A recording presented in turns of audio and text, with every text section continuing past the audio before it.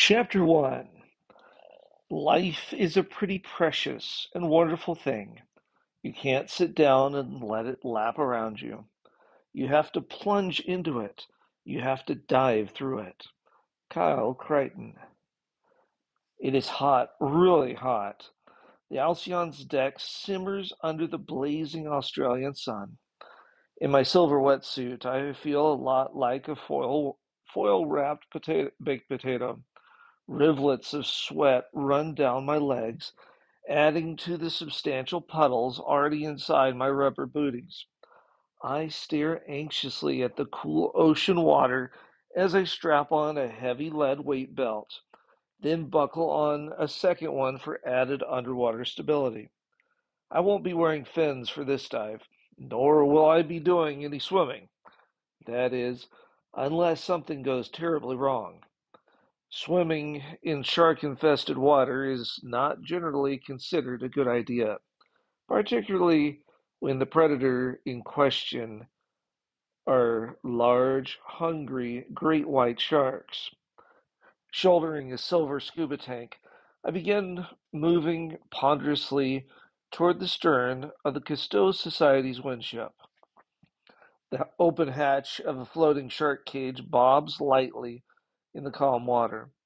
Sunlight on the glassy surface ripples and sparkles in open invitation. "Can you waddle any faster?"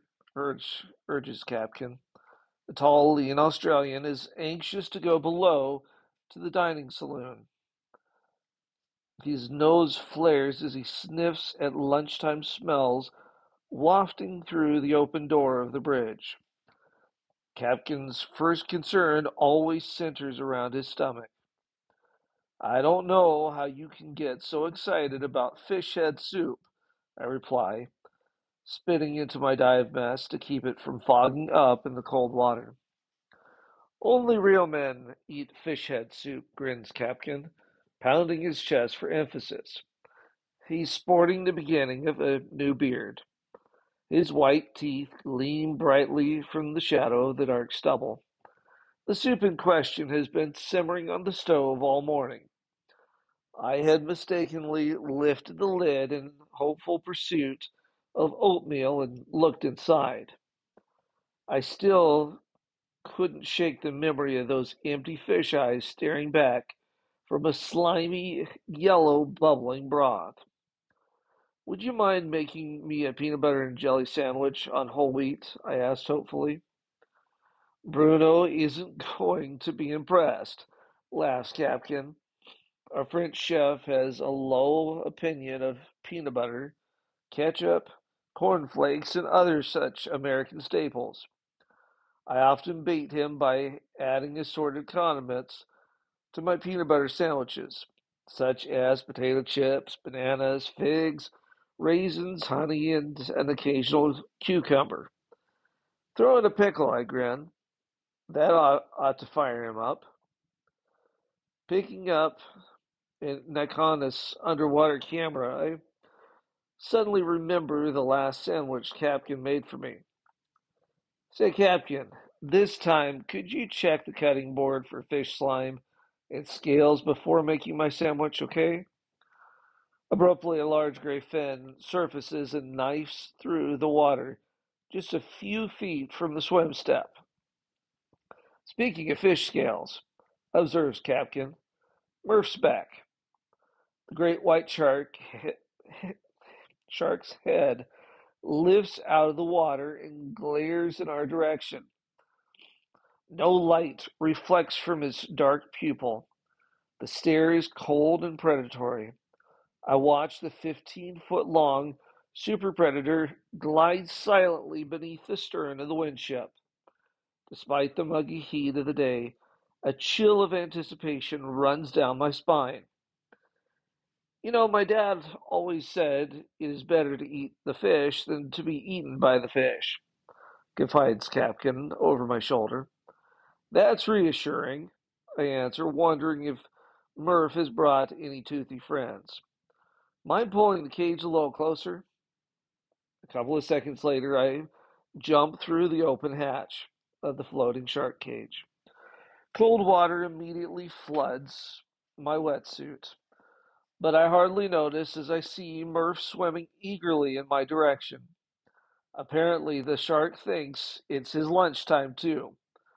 I'm thankful there are some high quality steel bars between me and the oncoming eating machine. Murph impacts the cage nose first, which can't feel very good.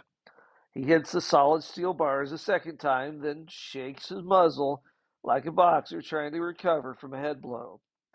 Obviously, Murph isn't a very bright fish. A moment later, Capkin's large foot pushes against the top of the cage, shoving it out into the tidal current. While waiting for the cage to drift to the full length of its 20-foot tether, I find it momentarily amusing that this little experiment is my own idea. Like most fish, great white sharks actually tend to be rather shy around people. The chances of a person being attacked by a shark are only 1 in 14 million.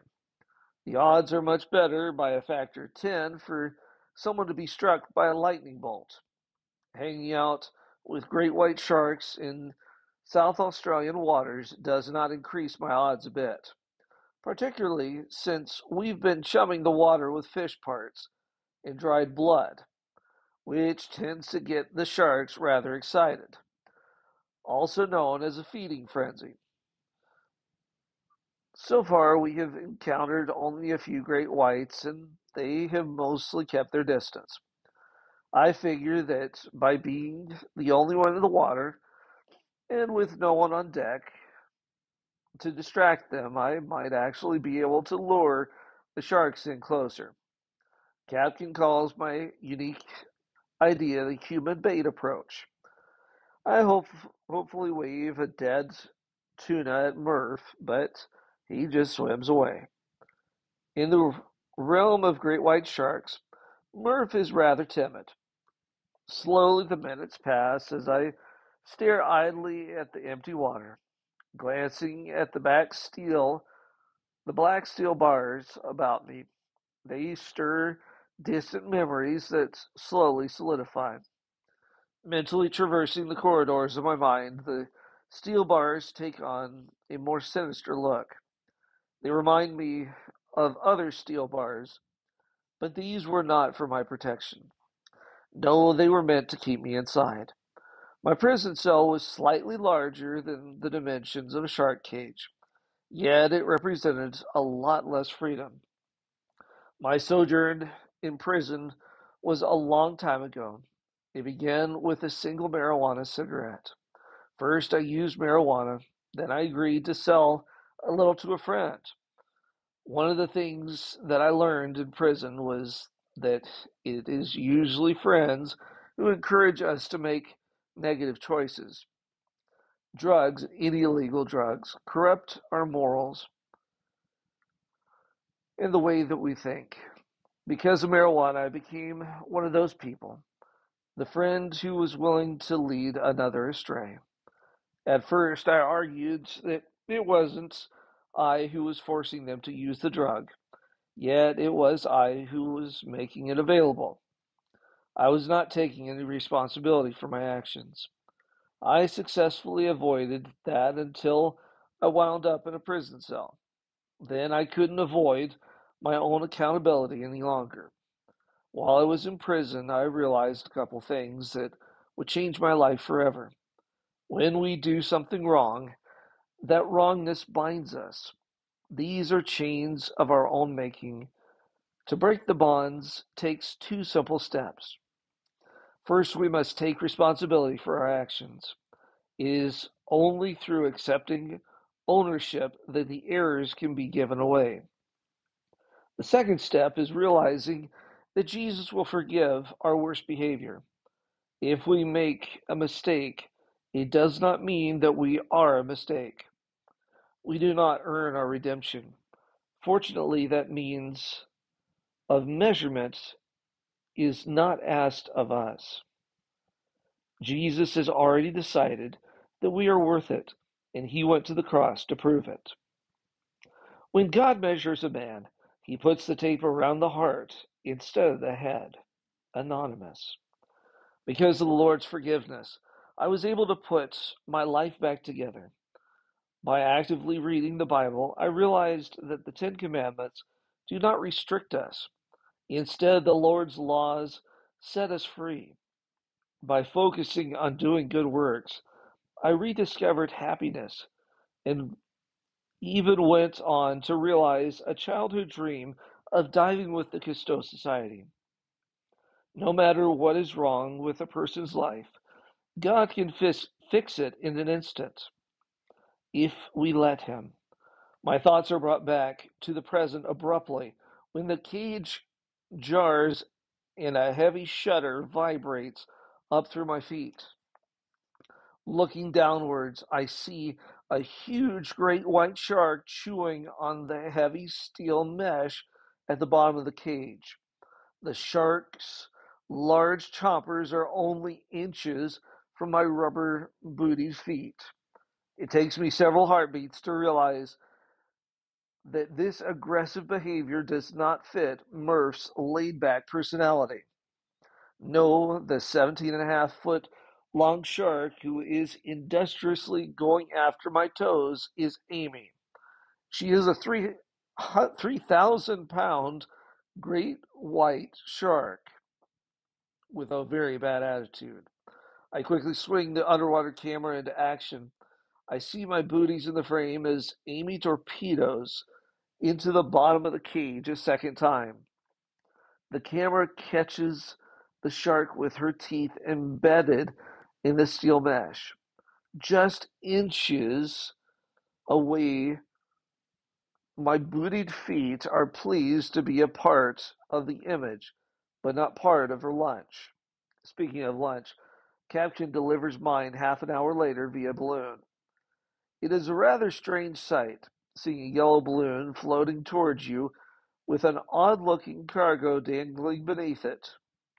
Wrapped inside a clear plastic bag is a very weird sandwich indeed. Snagging the balloon with its unusual baggage, I open the top hatch of the shark cage and climb up into the sunshine to investigate the strange sandwich. What I see is a long bun with a big kosher pickle stuck inside. It looks a lot like a seasick hot dog. Globs of peanut butter, strawberry jelly, and chopped onion leak thickly from the bun. Captain and Bruno, the chef, are grinning at me from the stern of the boat. They look quite pleased with their little joke. I find the sandwich intriguing, so I take a mighty bite, which sets Bruno to choking. You have no taste, he shouts. Anyone who makes fish head soup has no room to talk, I replied while still chewing. My taste buds find the sharp, contrasting flavors a surprising experience. You don't deserve any of my dessert, you weird American. Bruno is holding up a pink balloon with a white ribbon tied to it. Hanging beneath it is a paper party plate inside an inflated plastic bag. He gently places it on the water and pushes it in my direction. The little colorful convoy drifts slowly toward me. What is it? I asked in eager anticipation. Peanut butter cheesecake with a raspberry swirl and topped with heavy whipping cream. Bruno is obviously proud of his creation. Fascinated, I watch the bobbing yellow balloon as it's with its dessert baggage. I'm mentally wiping the drool from my lips when Captain casually asks, "Seen any more sharks?" Without any warning, a 2 foot wide mouth shark erupts from the water. Massive teeth chomp down, bursting the pink balloon. The giant tail thrashes wildly, throwing water everywhere. Then the shark and my dessert plunge beneath the surface. That wasn't Murph, was it? There's water dripping from Captain's nose. Bruno's waterlogged chef's hat droops to one side. He is speechless. No, it's Amy, and she just ate my cheesecake. I quickly duck underwater and see the shark swimming off with a busted pink balloon floating in her wake. Through the sparkling reflection of the surface water, I see Captain and Bruno rushing off to alert the rest of the crew that we now have a very active shark at the stern of the boat. For a moment, I'm a little disappointed to lose my dessert. Then I realize that there will be other desserts, and this is already sizing up as my most exciting expedition with the Cousteau Society. I check my camera, then peer anxiously into the deep blue water with great anticipation. No man is free who is not master of himself. Epictetus.